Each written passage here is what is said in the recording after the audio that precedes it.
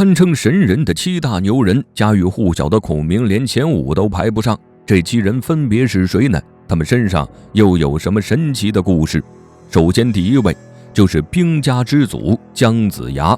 他出身贵族，本该一直享有荣华富贵，奈何家道中落，虽有匡扶天下之心，却处处被限制。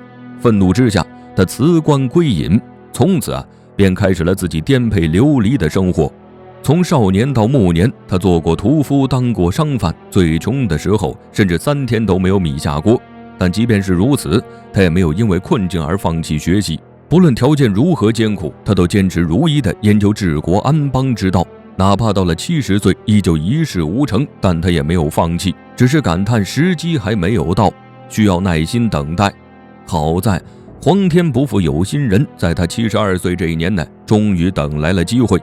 周文王在一次外出狩猎之前做了一个梦，梦中有一只白鹅吊睛大猛虎，这只猛虎泪生双翅，口喷猛火，朝周文王冲了过去。周文王被惊出了一身冷汗。第2天呢，周文王便去卜卦了。卦师告诉他，他这次出行一定会有收获，但收获到的不是猎物，而是能够辅佐他争霸天下的奇才。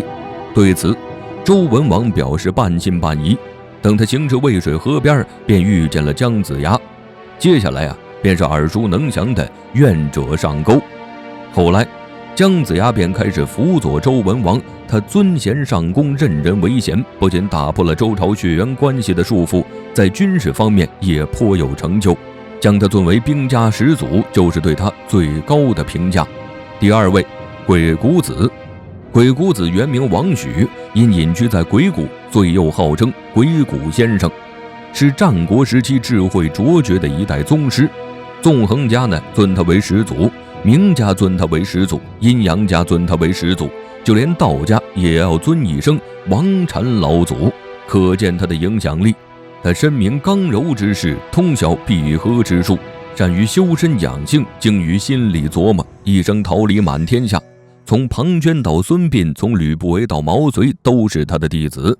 他是神秘莫测的思想家，总是神龙见首不见尾。他以天下为棋盘，以世人为棋子，左手承接阴阳，右手扭动乾坤，一生搅动风云，将战国历史握于胸中。说他是最接近神的人，一点也不夸张。第3位，袁天罡。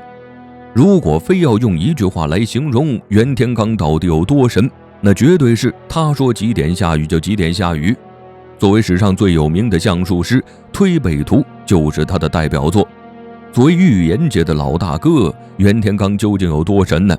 他曾经预言3个好友日后一定会有所成就，果不其然，后来3人都当上了官。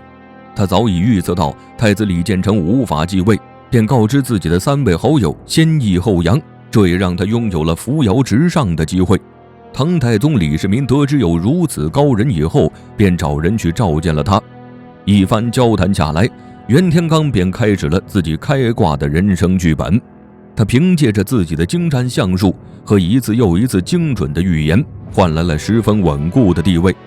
他预言了大唐的国运，预言了武则天的出现，甚至预言了自己的死期。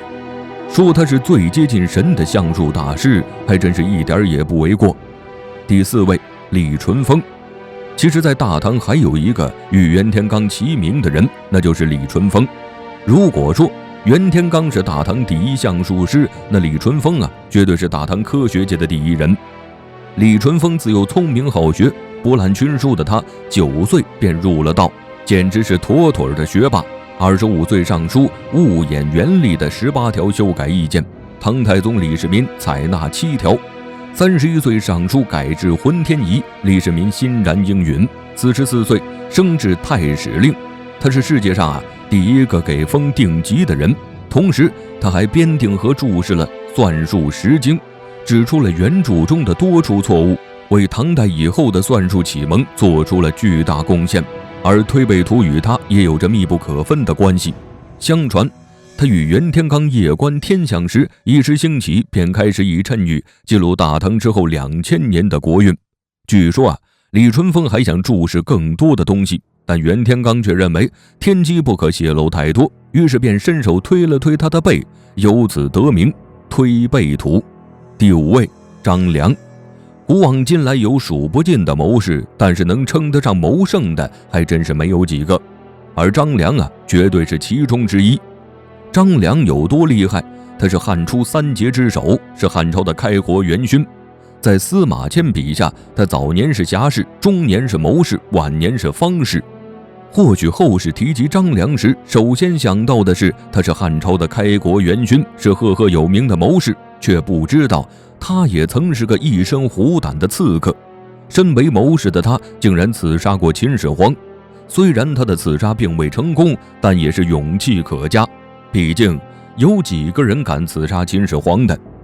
刺杀皇帝失败后，张良便转变了形象，开始运筹帷幄。到了晚年以后呢，张良就变成了方士。他的一生绝对称得上是传奇。他足智多谋，却从不贪恋权力。虽然是汉朝的开国元勋，但却远离争斗的中心。淡泊名利的他，深知兔死狗烹，鸟尽弓藏的道理，始终是谦逊做人，最终得以善终，绝对算得上是最接近神的历史人物。第6位，诸葛亮。要说这史上最令人惋惜的谋士，诸葛亮绝对是榜上有名。作为家喻户晓的历史人物，诸葛亮的事迹可谓是数不胜数。从三顾茅庐到草船借箭，再到空城计，每一件事呢，都显示出了他超群的智慧。后世提及诸葛亮时，总是会被他的才华折服，殊不知诸葛亮其实是个妥妥的高富帅。他身高1.84米，出身官宦世家，不仅才华出众，而且还容貌俊秀，不论放在什么时代都是十足十的高富帅。在《三国演义》中，诸葛亮屡次用自己的智慧创造了神话，以至于世人只知道他的开挂人生，却不知他也曾不被人看好。诸葛亮年幼时便没了双亲，后来呢，跟随叔父一起生活。叔父死后，他就在隆中隐居，平日里喜欢吟诵《梁甫吟》，有常也管仲乐毅自比。当时的人们对他不屑一顾，只有好友徐庶、崔州平等人才相信他的才干。后来刘备听闻了他的才干，便三顾茅庐请他出山。自此，诸葛亮才开启了自己的开挂人生。在他的辅助下，刘备成功建立了蜀汉政权。在蜀汉当丞相期间呢，诸葛亮可谓是料事如神。虽然最终病死在了五丈原，但就他留下的成果来看，他绝对算得上是最接近神的人。第7位，刘伯温。刘伯温和诸葛亮有一个共同点，那就是都通晓阴阳八卦。俗话说3分天下诸葛亮，1统江山刘伯温。二人之间不同的是，诸葛亮到死都没完成霸业，而诸葛亮没有做到的事情，刘伯温最终做到了。和诸葛亮相比，刘伯温似乎更胜一筹。他年少聪慧，12岁便中了秀才，14岁开始习春秋，17岁学习程朱理学，博览群书，诸子百家无一不窥。23岁便考中了进士，奈何他也是个生不逢时的。刘伯温出生时正值天下动荡，所以尽管他十分努力，但是到了48岁依然是一事无成。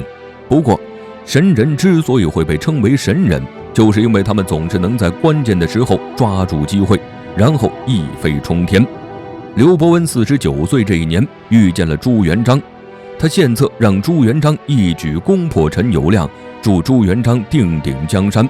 朱元璋多次称他为无知子房。同时刘伯温还是明初诗文3大家之一，可谓是文韬武略样样精通，也算得上是神人。只可惜谁也没有想到，他最终栽在了胡小人的手里。